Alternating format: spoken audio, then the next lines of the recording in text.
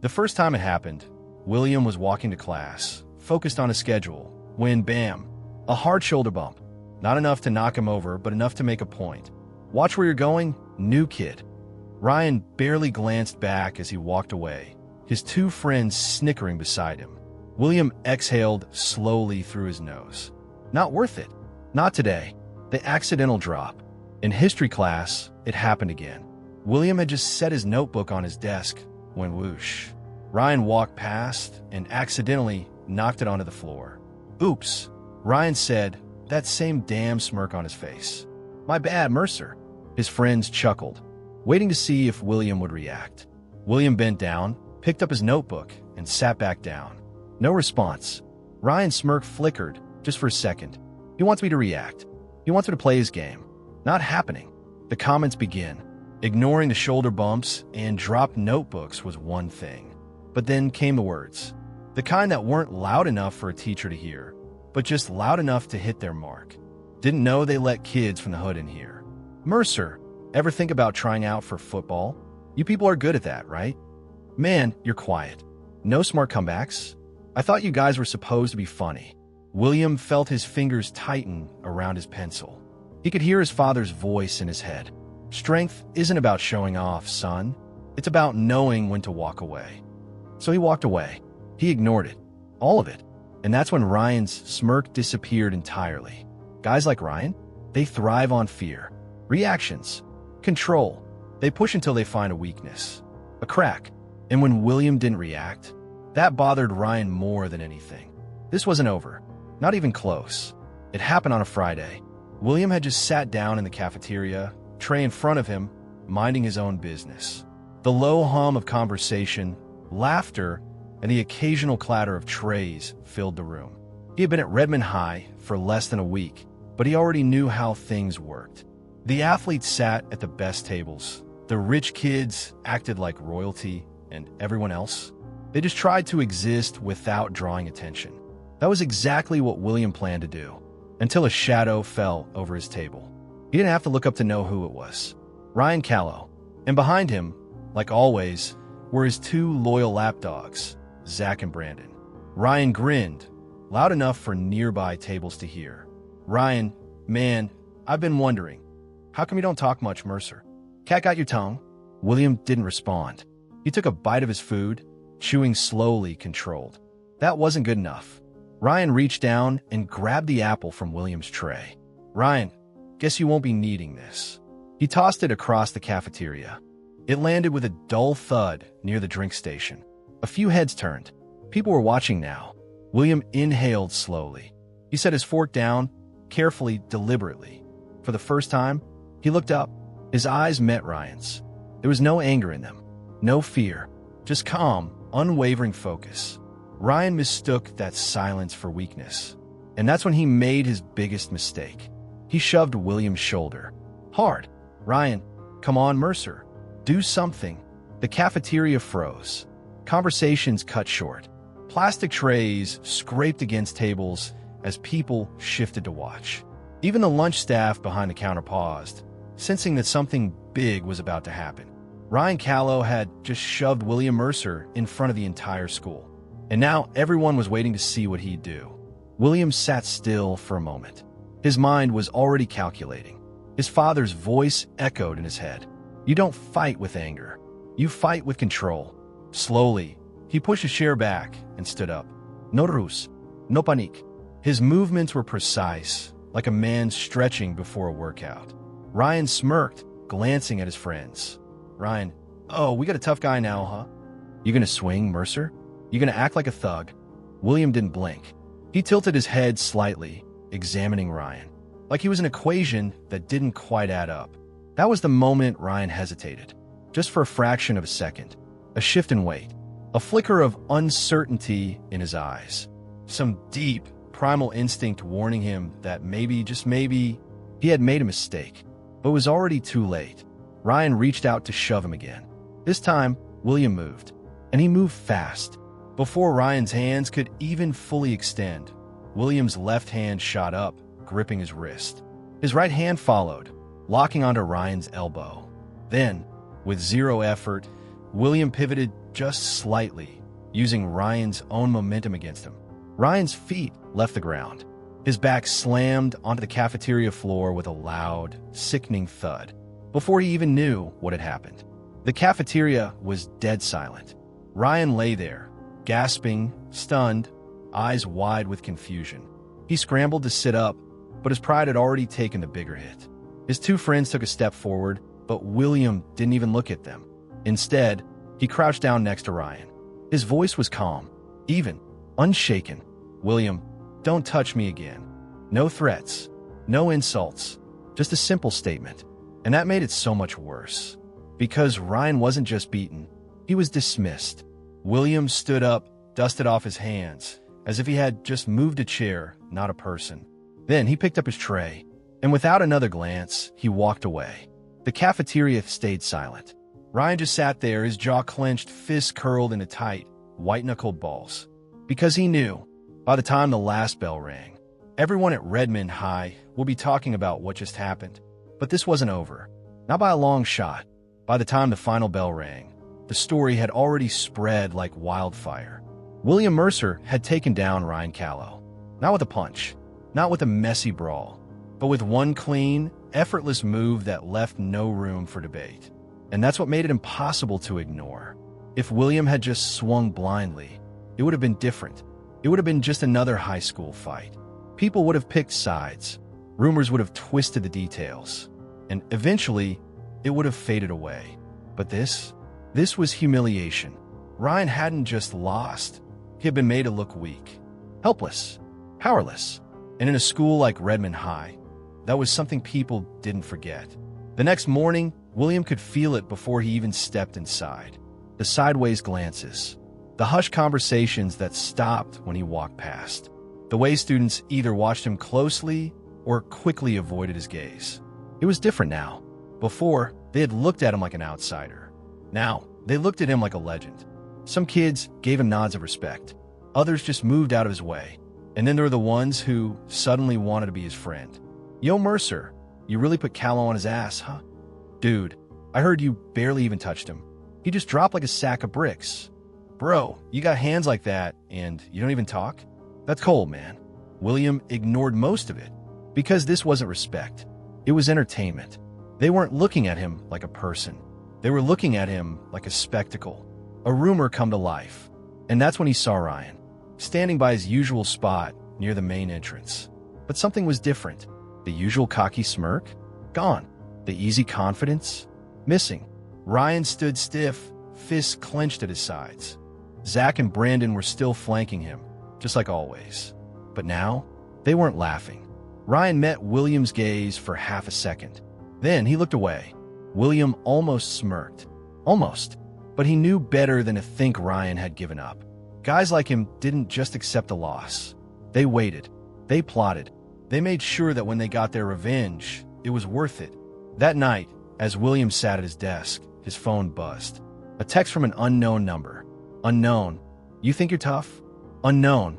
You got lucky today. Unknown. Watch your back. William stared at the screen for a moment. Then, he exhaled, locked his phone, and set it face down on the desk. This wasn't unexpected. It wasn't even surprising. But now he had a choice to make. Would he let this go and pretend it never happened? Or would he make sure Ryan and everyone else understood exactly who he was? Because whatever happened next, it was coming. By Wednesday, something had shifted again. Ryan Callow wasn't just avoiding William. He was actively erasing him. No more shoulder bumps. No more mocking glances. No more games. Nothing. For some guys, that would have been enough. William had won. Wasn't that the point? But something still felt off. And that feeling only grew stronger when Ava Sinclair approached him after last period. She didn't waste time. "Ava, Ryan's dad is trying to get you expelled."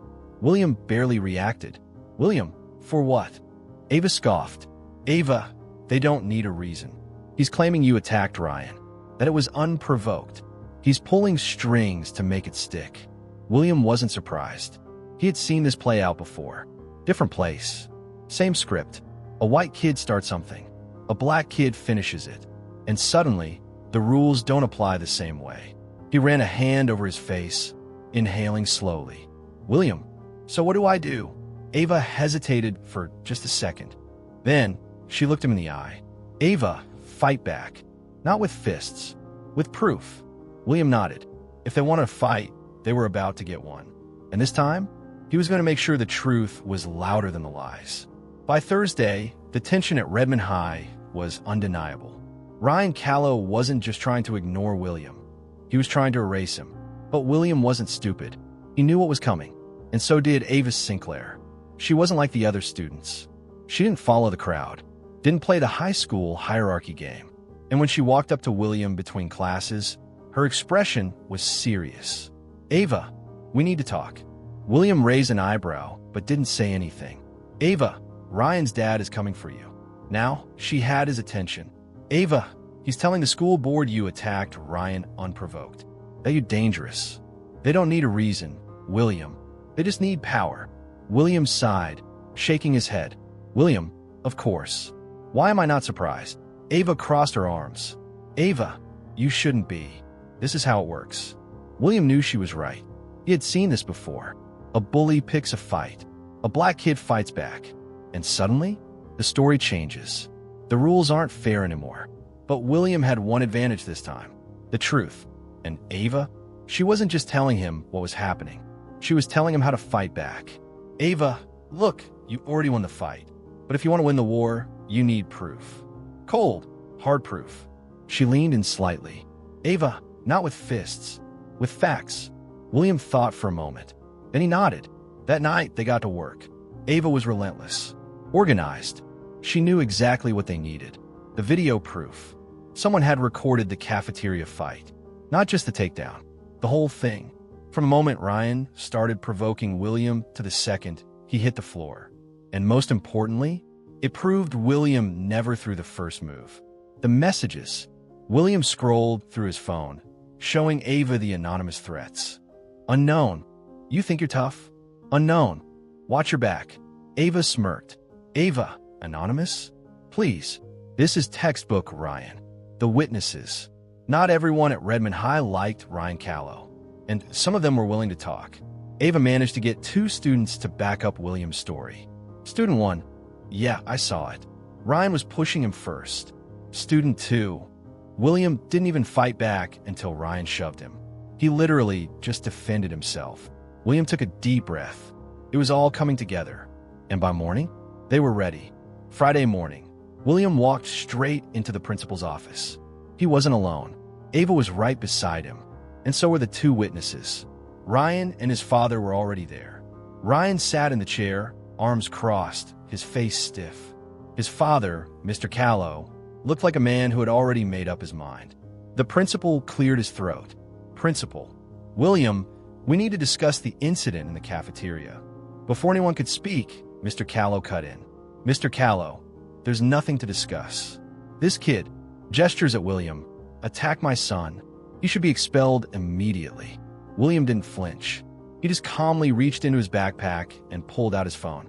William, I think you should watch this first. He placed the phone on the desk. The video played. Everyone in the room watched as Ryan shoved William. Not once, twice. They saw the apple being taken, the smirks, the taunts, and then they saw the takedown. Clean, controlled, defensive. Ryan wasn't attacked. He attacked first. The room was silent. Then Ava spoke up.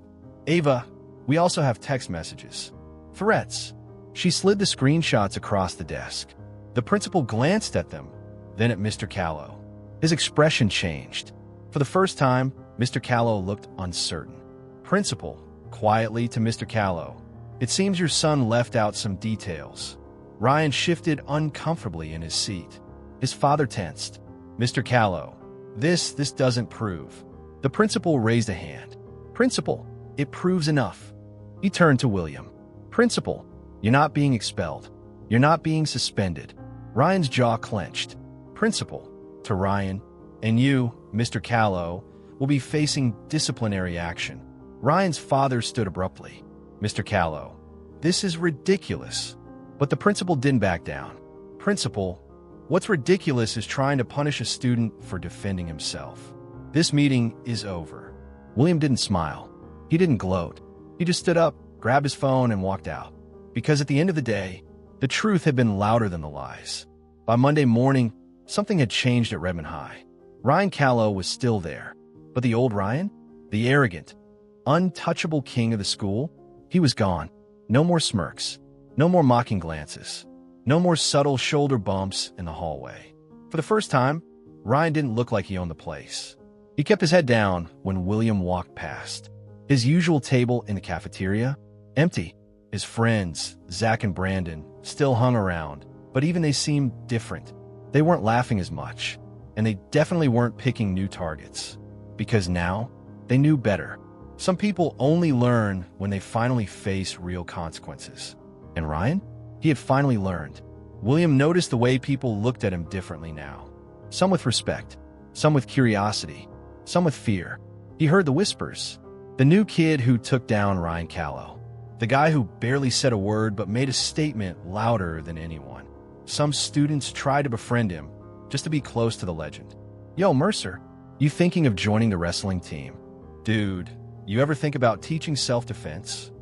Man, if I were you, I'd be living it up right now. But William? He wasn't interested in any of it. He hadn't come to Redmond High to be a hero, a fighter, a legend. He had only wanted one thing: to exist, to go to school without being tested, without being challenged, without proving himself over and over again. He didn't want to be feared. He didn't want to be famous. He just wanted peace. And now, for the first time since stepping into Redmond High, he had it. At lunch that day, Ava sat across from him. She watched him for a moment, smirking slightly. Ava, you know, you didn't just beat Ryan. You changed things. William took a bite of his food, chewed, swallowed. William, did I? Ava leaned forward. Ava, yeah. And the funny thing is, you barely had to lift a finger. William exhaled, shaking his head. William, I never wanted any of this. Ava smiled, stirring her drink. Ava, yeah. Well, some people don't get to choose whether they make an impact or not. She stood up, picking up her tray. Ava, just watch your back, Mercer. People like Ryan, they don't forget. They just wait. William didn't react. He already knew that, but he also knew something Ryan didn't. You don't have to throw a punch to prove your strength. You don't have to fight to win a battle. And sometimes, the truth is more powerful than any fist. As Ava walked away, William sat back, finishing his lunch. No fear, no tension, just peace. And for now, that was enough. If this story resonated with you, take a moment to reflect.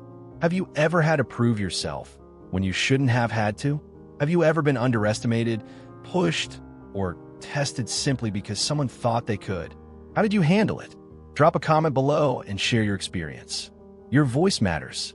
Your story matters. Because at the end of the day, Small Blue Diamond strength isn't about throwing punches. Small Blue Diamond, it's about knowing when to stand your ground. Small Blue Diamond, the truth is always louder than the lies. If this story inspired you, help spread the message. Like this video to support powerful storytelling.